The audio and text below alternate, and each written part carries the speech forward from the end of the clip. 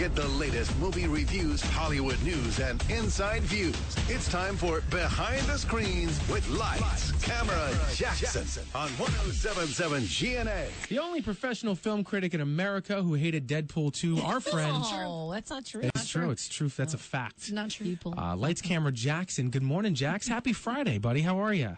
What's up, Chris R. from The Bachelorette? How you doing? Isn't that crazy? I know. I think Becca should have given him the first impression rose because the moment he got out of the limo, I screamed, "Oh my God, that's Brian Cody!" It's weird. It is weird. It's the greatest, Jackson, isn't it? I've tried to refute it, but even the little video that Chrissy and I kind of put up on our Facebook at WGNA.com, like when I was making the video, I didn't think it, but when I went back and watched the video, I was like, holy smokes, I look like that guy from The Bachelor. It's stunning, absolutely stunning. I couldn't believe it. Listen, he looks just like you. He really does. I've been called a lot worse, and I wrote about that too. I've been called farm animals, not like a particular, so I'll take it, like all of them. So I'll take it.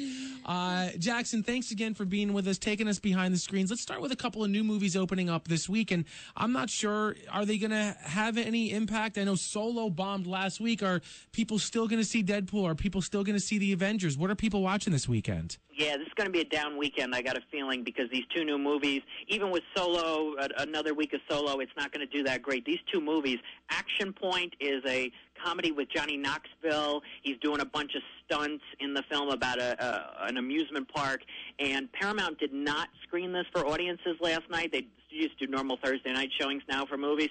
They did not for this, so that is not a good sign. I think it's not going to make more than $5 or $6 million. And the other movie is called Adrift. It's Shailene Woodley and Sam Claflin, based on a true story. They're in a boat in the Pacific Ocean, 1983, and a massive storm comes.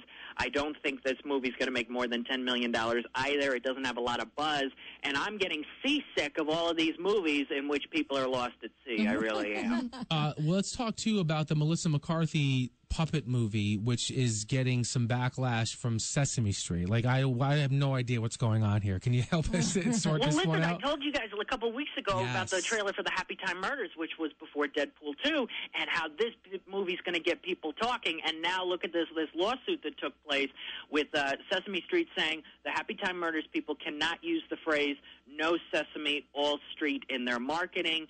Brian Henson, the son of Jim Henson, is the director of this movie.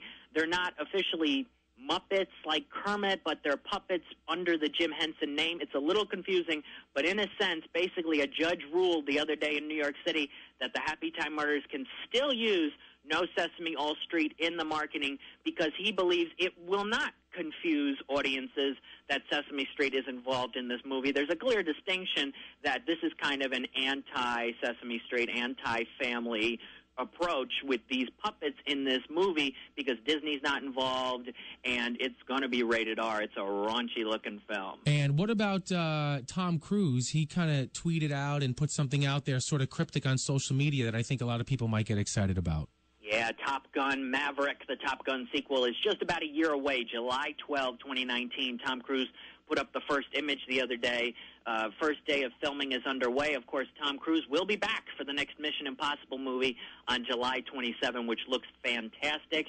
That's a Paramount movie. This Top Gun sequel is a Paramount movie. He's done a lot with the studio over the years.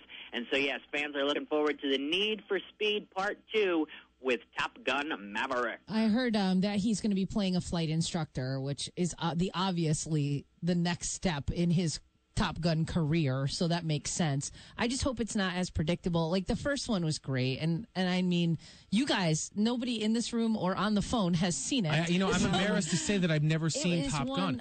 I know the song. Scene. Take my breath away. Right? I remember that because I remember the volleyball scene. Like, it's one of these movies that I'll be seeing, and I think a lot of people will catch up on it when it comes out in 2019. They'll do kind of a double feature, which theaters might do, the double feature for the Top Gun. We've seen a lot of double features recently, and that'll definitely be one of them. Excellent job, as always. If people want more from you, sir, how can they do that?